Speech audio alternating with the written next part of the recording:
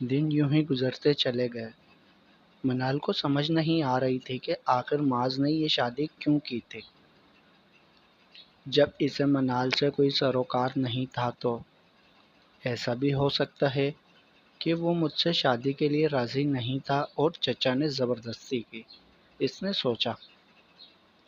کام کا اسے کوئی مسئلہ نہیں تھا۔ وہ سدا کی کام چور نوری سے جلدی جلدی سارے کام کروا لیا کرتی تھی اور سارا کریڈٹ خود لیتی تھی معاذ کے سامنے۔ اڑوس پڑوس کی خواتین کے ساتھ اب اس کی اچھی خاصی دوستی ہو گئی تھی۔ ان میں سے کوئی نہ کوئی روزانہ اس کے گھر آ جاتی اور کافی دیر تک باتیں کرتے۔ کبھی منال کو ان کا آنا اچھا لگتا اور کبھی وہ تنگ ہوتی۔ تنگ اس لیے ہوتی تھی کہ خواتین اس سے معاذ کے متعلق سوالات کرتی تھی جن کا اس کے پاس کوئی جواب نہیں ہوتا تھا۔ اس کے گھر میں کافی درخت تھے اور ان میں چڑیا، بلبل، فاختہ اور کچھ پرندوں کے تو وہ نام بھی نہیں جانتی تھی رہتے تھے۔ معاذ نماز پڑھ کر صبح صبح فرش پر گندم کے دانے ڈالتا تھا اور یہ سارے پرندے آ کر چومنا شروع کر دیتے۔ وہ معاذ کی مرغیوں، چوزوں، یہاں تک کہ کووں سے بھی محبت دیکھ کر نہ صرف حیران ہوتی تھی بلکہ اندر ہی اندر جلتی کڑتی رہتی تھی۔ بیوی سے تو آج تک دو بول محبت کے بولے نہیں موصوف نے۔ سارا پیار ان چڑیا، کووں، بلبل پر نچھاور ہو رہا ہے۔ ان مرغی اور چوزوں پر مہربانی کی جا رہی ہے مگر 5 فٹ کی یہ لڑکی نظر ہی نہیں آ رہی اس شخص کو۔ وہ روز اسے دھمکی دیتا تھا کہ سویرے اٹھ کر چائے بنائے لیکن یہ کمبخت نیند نے اسے کہیں کا نہیں چھوڑا۔ وہ روز خود چائے بناتا۔ منال کو روز صبح بنی بنائی چائے مل جاتی۔ ناشتہ وہ دونوں ہی نہیں کرتے تھے۔ ایک یہی بات اچھی ہے میرے ہر جائے کی۔ وہ چائے پیتے پیتے مسکرا دیتے۔ معاذ اس کو یوں مسکراتا دیکھتا تو اسے کبھی کبھار منال کی ذہنی حالت پر شبہ ہونے لگتا۔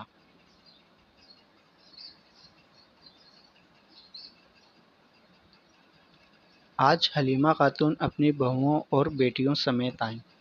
منال دیکھ کر حیران ہوئی کہ یہ سب کون ہیں۔ حلیمہ خاتون تو گھر میں اپنے ایک بیٹے علی اور شوہر سمیت رہتی ہیں، پھر یہ کون ہے؟ منال نے سوچا۔ صاحبہ بھابھی اور ناز باجی بہت اچھی تھیں، ان سے بہت کچھ جاننے کو ملا۔ وہ سب پڑھی لکھی ماڈرن تھی۔ حلیمہ کے بڑے بیٹے عاشر کی پوسٹنگ اسلام آباد میں تھی اور صاحبہ بھابھی ان کی بیوی تھیں اور ناز باجی کے شوہر کراچی میں ڈاکٹر تھے۔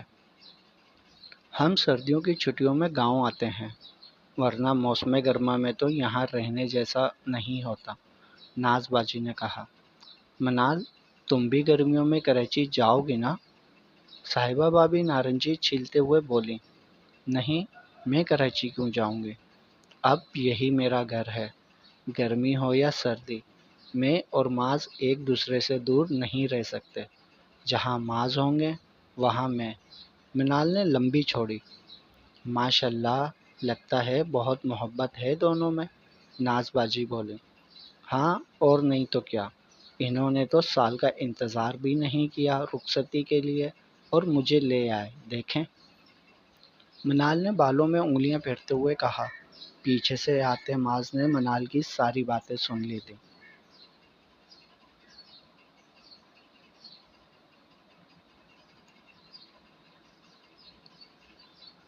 منال نے جب سے ہوش سنبھالا تھا خود کو اسی گھر میں پایا جہاں اس کے ماں باپ نہیں تھے۔ وہ 3 سال کی تھی جب مما پاپا کا انتقال ہو گیا۔ منال کو تو کچھ یاد بھی نہیں تھا، بس ان کی پکچرز دیکھی تھی۔ اس گھر میں اسے سب کچھ ملا تھا سوائے پیار کے۔ جب تک دادی زندہ تھی تو چاچو اس سے حال چال پوچھ لیا کرتے تھے، اس کے بعد تو شاید ان کو یاد بھی نہیں رہا ہوگا کہ ان کی ایک بھتیجی بھی ہے اس گھر میں۔ سب اپنی دنیا اور اپنی فیملی میں مگن تھے۔ منال کی بیسٹ فرینڈ انزلہ اسے سمجھاتی تھی کہ اپنی آنکھیں کھلی رکھا کرے۔ اس دن بھی وہاں اسے یہی سمجھا رہی تھی۔ دیکھو منال، یہ لوگ کبھی بھی تمہاری شادی کسی اچھی جگہ پر نہیں کریں گے، کیونکہ اگر اچھی جگہ پر کریں گے تو ان کو پراپرٹی میں تمہارا حصہ دینا پڑے گا، تو وہ ہرگز نہیں کریں گے۔ یہ سب کچھ تمہارے ماما پاپا کا ہی ہے۔ تیرے چاچو کے پاس تو کچھ بھی نہیں تھا۔ تیری مما نے پسند سے شادی کی تھی تیرے پپا سے، وہ اکلوتی تھی، اور جہیز میں یہ بڑا گھر، فیکٹری اور دکان وغیرہ لائی تھی۔ یہ سب تیرا ہے، تجھے ملے گا نہیں، کیونکہ یہ لوگ اب سب اپنے نام کروا چکے ہوں گے۔ منال دکھ سے یہ سب سن رہے تھے۔ انجلا کو یہ سب اس کی مما سے پتہ چلا تھا اور اس کے گوش گزار کر دیا۔ پھر میں کیا کر سکتی ہوں؟ وہ اس کی طرف سوالیہ نظروں سے دیکھتی ہوئی بولی۔ دیکھو، تمہیں اب اپنے تایا کے بیٹے حیدر کو پٹانا ہے۔ انجلا نے کہا تو وہ اچھل پڑی۔ کیا؟ منال نے کہا، دیکھو تو وہ اکلوتا ہے، اگر وہ تجھے پسند کر لے تو وہ خود تیرے لیے اسٹینڈ لے لے گا، ورنہ یہ تو کبھی مر کے بھی تجھے اپنی بہو نہیں بنائیں گے۔ میں لکھ کے دیتی ہوں، یہ کسی بڈھے سے تجھے بیاہ دیں گے۔ انجلا نے کہا۔ نہیں، منال نے اپنے کانوں پر ہاتھ رکھ لیا۔ بیٹا، کان اور آنکھیں بند کرنے سے کچھ نہیں ہوگا، جیسے بھی کر کے حیدر سے شادی کر لو۔ اور یہی آخری لائن اس کی کزن نے سنی اور حیدر کی امی کے گوش گزار کر دی، جس کے نتیجے میں آج وہ یہاں تھی۔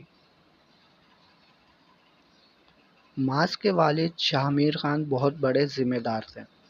انہوں نے ماس کی والدہ شہر بانو سے پسند کی شادی کی تھی۔ شہر بانو کی منگنی بچپن میں منال کے پاپا عادل شاہ کے ساتھ طے تھی، لیکن قسمت کو کچھ اور ہی منظور تھا۔ شاہ میر خان کو شہر بانو پسند آ گئی اور وہ دونوں ایک دوسرے کو دل دے بیٹھے۔ جب ایک جاگیردار کا رشتہ آیا تو سب خوشی سے کھل اٹھے۔ بچپن کی منگنی کسے یاد آنی تھی؟ چٹ منگنی پٹ بیاہ ہو گیا۔ ادھر عادل شاہ جو یونیورسٹی میں سائرہ سلطان کی زلفوں کا اسیر ہو گیا تھا، اس کی منگنی سے جان چھوٹنے پر خوش تھا۔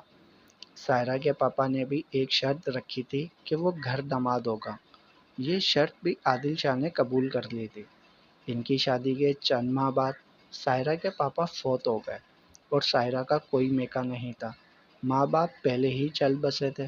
سائرہ نے عادل شاہ سے کہا کہ ان کے بھائیوں کو بھی شہر بلا لیں تاکہ سب بھائی ساتھ رہ سکیں، لیکن عادل شاہ اور سائرہ اتنی ہی عمر لکھوا کر لائے تھے۔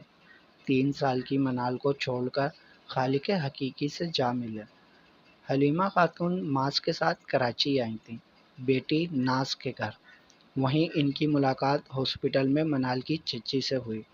چچی نے حلیمہ خاتون کو دعوت دی اور ماس کو اپنا نمبر اور ایڈریس بھی دیا تھا۔ حلیمہ وہاں گئی تو باتوں باتوں میں چچا نے ان سے منال کے رشتے کا ذکر کیا ماس کے لیے۔ حلیمہ خاتون سوچ میں پڑ گئی۔ واپسی پر خالہ نے ناز باجی سے ذکر کیا تو وہ بولی، امی، منال اسی عورت کی بیٹی ہے، ماس اس سے شادی کیسے کر سکتا ہے؟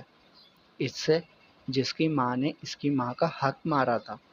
وہ حیرت سے پوچھ رہی تھی، ناز، تمہیں گڑے مردے اکھاڑنے کی ضرورت نہیں ہے، میں خود منع کر دوں گی۔ حلیمہ نے ہاتھ سے روکتے ہوئے سمجھایا، امی، وہ لوگ ایسا سوچ بھی کیسے سکتے ہیں؟ یاد نہیں ہے منال کی امی کی وجہ سے شہر بانو خالہ کا رشتہ ٹوٹ گیا تھا؟ ناز سخت خفا تھے۔ نادم ہے، کچھ پتہ نہیں ہے، فضول باتیں مت کرو، حلیمہ نے کہا۔ خالہ، میں اسی لڑکی سے شادی کروں گا۔ ماس جو ابھی ابھی گھر آیا تھا ان سب کی باتیں سن لی تھی۔ لیکن بیٹا، تم نے ابھی تک اس لڑکی کو دیکھا بھی نہیں ہے، یہ فیصلے اتنی جلدی نہیں ہوتے۔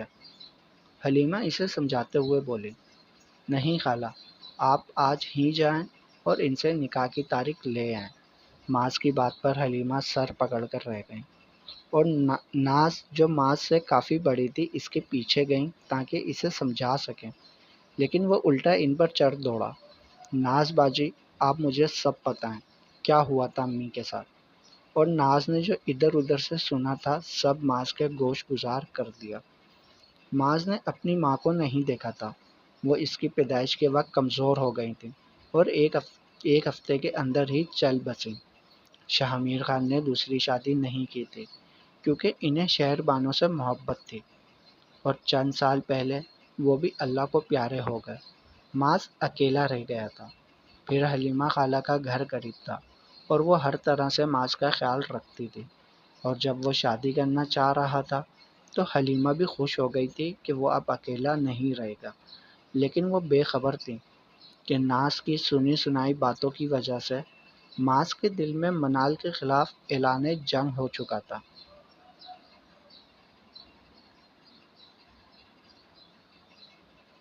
پیچھے سے آتے معاذ نے منال کی ساری باتیں سن لی تھیں۔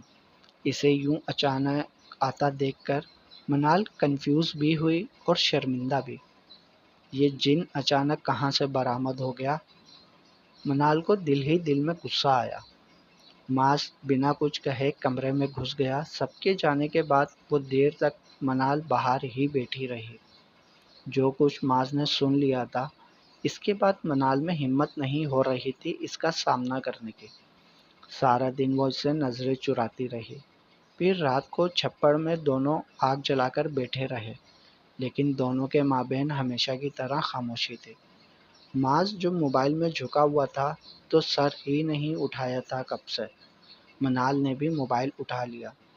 معاذ نے نیٹ چلانے کے لیے ڈیوائس رکھا ہوا تھا اور اس میں مہینے کا انٹرنیٹ کا پیکج کرواتا تھا۔ 4G کے سگنلز یہاں اچھے آتے تھے۔ منال سوچتی تھی کہ یہاں رہنے والوں نے رہنے کا سارا بندوبست کیا ہوا تھا، اسی لیے انہیں شہر جانے کو ضرورت محسوس نہیں ہوتی تھی۔ جو افورڈ کر سکتے تھے شہر میں رہنا، وہ رہ رہے تھے۔ باقی بھی کچھ گھرانے ایسے تھے جو افورڈ کر سکتے تھے، لیکن ان کو گاؤں سے ایسی انسیت تھی کہ وہ گاؤں میں رہنے کو ہی ترجیح دیتے تھے۔ جیسے کہ معاذ نے یہاں ہر سسٹم بنا رکھا تھا شہر جیسا۔ بجلی نہ ہونے کے باوجود رات کو سارا گھر سولر بلب سے روشن ہی رہتا تھا۔ پانی کی موٹر بھی سولر کی تھی، AC بھی سولر کا، اور گھر اتنا خوبصورت تھا کہ سکون ملتا تھا یہاں بیٹھ کر۔ میں سونے جا رہا ہوں، تم بھی اندر آ جاؤ، رات دیر تک باہر نہ بیٹھا کرو، ویسے بھی دشمنیاں چل رہی ہیں گاؤں میں، معاذ رعبدار انداز میں کہتا ہوا کمرے میں چلا گیا۔ رات کو چھپرے میں آگ جلاؤ تو بہت اچھا محسوس ہوتا تھا، سردی بھی نہیں لگتی تھی اور مزہ بھی آتا تھا۔ منال دیر تک بیٹھنا چاہتی تھی، لیکن معاذ نے حکم صادر کیا تو بس۔ وہ مریل قدم اٹھاتے ہوئے کمرے تک آئی اور کمبل میں غروب ہو گئی، جیسے چاند بدلی میں چھپ جائے۔ معاذ نے لائٹ آف کی۔ تھوڑی دیر بعد معاذ نے پکارا، منال! معاذ کی آواز سن کر منال کے کان کھڑے ہو گئے۔ یہ جن آج اتنے پیار سے کیوں پکار رہا ہے؟ منال کا دل زوروں سے دھڑکنے لگا۔ جی؟ منال کی بامشکل جی ہی نکل پائی۔ میرے پاس آؤ، معاذ نے کہا تو کمبل میں چھپی منال کا دل اب کسی بے لگام گھوڑے کی مانند دوڑنے لگا تھا۔ کیوں؟ منال نے کمبل سے منہ باہر نہیں نکالا تھا۔ پتہ نہیں آج اس جن کے کیا ارادے تھے۔ میں نے کہا میرے پاس آؤ، اب کی بار معاذ نے سختی سے کہا۔ میں نہیں آ سکتی، منال نے کمبل کے اندر سے آواز لگائی۔ 1 منٹ میں تم نہیں آئی تو میں خود وہاں آ کر اٹھا کر یہاں لے آؤں گا، معاذ نے کہا تو منال ایک جھٹکے سے اٹھی۔ کمرے کی لائٹ آف تھی۔ ایک چھوٹا سا ٹارچ جل رہا تھا جس کی روشنی مدھم تھی۔ منال کے پاؤں کانپ رہے تھے۔ وہ معاذ کے سامنے آ کر کھڑی ہوئی۔ کوئی کام ہے؟ منال نے اپنی آگے آنے والی لٹوں کو کان کے پیچھے کرتے ہوئے پوچھا۔ ظاہر سی بات ہے، کام ہے تو پاس بلایا ہے نا، معاذ نے کہا تو منال کو لگا اس کا دل پسلیاں توڑ کے باہر آ جائے گا۔ جی بولیں، کیا کام ہے؟ منال نے پوچھا۔ اور پاس آؤ تو بتاؤں، معاذ نے کہا۔ منال تھوڑا اور بیٹھ کے قریب ہوئی۔ جی بولیں، منال نے شرماتے ہوئے کہا۔ میرے پاؤں دباؤ، معاذ نے کہا۔ کیا؟ منال کے سپنوں کا محل زمین بوس ہو گیا تھا ایک دم سے۔ تو اور کیا کام ہوگا مجھے تم سے؟ سارا دن آج ڈیرے پر دوستوں کے ساتھ فٹ بال کا میچ کھیلا ہے اور پیر دکھ رہے ہیں، جب تک میں سو نہیں جاتا تو تب تک میرے پاؤں دبا۔ معاذ نے اپنے اندر کی ہنسی کو بامشکل کنٹرول کرتے ہوئے کہا۔ منال الو کی طرح کچھ دیر اسے دیکھتی رہی، پھر اس کے پاؤں کے قریب بیٹھ کر پاؤں دبانے لگی۔ آدھا نہیں، پورا کمینہ ہے یہ شخص۔ اس کے پاؤں دباتی ہوئی منال نے دل میں اسے القابات سے نوازا۔ بڑی آئی میڈم محبت کا ڈنڈورا پیٹنے والی، اب یہی سزا ہے اس کی، معاذ نے بھی دل میں کہا۔ منال اس کے پاؤں دباتے دباتے تھک گئی۔ مجال ہے جو سونے کے آثار ہی نمایاں ہوں اس جن کی شکل پر۔ منال کو اب رونا آ رہا تھا اور معاذ کو اس کی شکل دیکھ کر ہنسی۔ معاذ تو نہیں سویا، البتہ اس کے پاؤں دباتی دباتی منال ہی سو گئی بیڈ کے کنارے۔ معاذ نے محسوس کیا کہ منال کے ہاتھ آہستہ آہستہ رکتے جا رہے ہیں۔ اس نے آنکھوں سے بازو ہٹا کے دیکھا تو وہ اس کے پیروں کے پاس گھٹری نما پڑی ہوئی تھی، وہ سو چکی تھی۔ معاذ نے اس پر کمبل ڈالا اور غور سے اس کے معصوم چہرے کو دیکھتا رہا۔ اس کے دائیں گال پر تل تھا۔ معاذ نے بے ساختہ تل کو چھوا۔ اف، یہ کیا ہوتا جا رہا تھا؟ وہ اس لڑکی سے نفرت کیوں نہیں کر پا رہا تھا؟ موسم بہت ہی سہانا ہو رہا تھا۔ چاروں طرف سے بادل امٹ کے آئے تھے، ٹھنڈی ہوا زور سے چل رہی تھی۔ منال بھاگتی جا رہی تھی اور معاذ ہنستا ہوا اس کے پیچھے بھاگ رہا تھا۔ منال بھی ہنستی جا رہی تھی۔ منال میری بات سنو، منال، وہ اسے زور زور سے پکار رہا تھا تو اچانک غصے سے بولا، منال۔ منال جو میٹھی مسکان لیے اسے دیکھ رہی تھی اچانک ہوش میں آئی۔ او ہو، وہ کوئی خواب دیکھ رہی تھی۔ کب سے آوازیں دے رہا ہوں، ساری دنیا اٹھ چکی ہے سوائے تمہارے، اب اٹھو گی بھی یا میری شکل دیکھتی رہو گی؟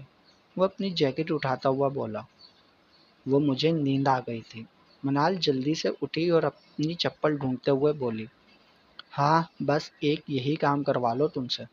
تم اتنا سو کیسے لیتی ہو لڑکی؟ معاذ نے پوچھا۔ کیونکہ آج میں بیڈ پہ سوئی تھی، اس لیے اچھی نیند آئی، چرپائی پہ نہیں سویا جاتا مجھ سے۔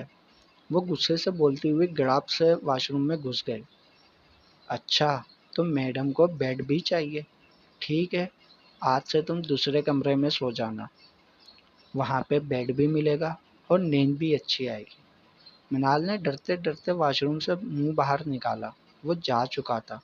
اس نے اپنی سانس باہر نکالی، یہ بندہ کبھی نہیں بدلے گا۔ کتنا حسین خواب دیکھ رہی تھی منال، اس کے سنگ کتنی خوش تھی۔ بس یہ جن ذرا سا مسکرایا کرے تو میں جان بھی دے دوں اس کے لیے۔ وہ اپنے لمبے بال سلجھاتی اپنے آپ سے ہی باتیں کر رہی تھی کہ اچانک وہ سچ میں کسی جن کی طرح آئینے میں اس کے پیچھے نمودار ہوا۔ ایک نظر اس پہ ڈالتا ڈریسنگ ٹیبل سے کیز اٹھاتا ہوا چل دیا، جو وہ بالوں میں جیل لگاتے وقت بھول گیا تھا۔ منال کی اوپر کی سانس اوپر اور نیچے کی نیچے رہ گئی۔ کہیں اس نے سن تو نہیں لیا؟ واقعی میں جن تو نہیں ہے یہ؟ اس نے دل پہ ہاتھ رکھ کر سانس بحال کی۔ جاری ہے بقیہ اگلے پارٹ میں۔ تمام پارٹس پڑھنے کے لیے چینل کو سبسکرائب کریں اور ویڈیو کو لائک ضرور کیا کریں۔ کمنٹس میں اپنی رائے بھی بتائیں یہ ناول کیسا لگ رہا ہے آپ کو۔ اس ناول کی پچھلی تمام ایپیسوڈ چینل کی پلے لسٹ میں موجود ہیں۔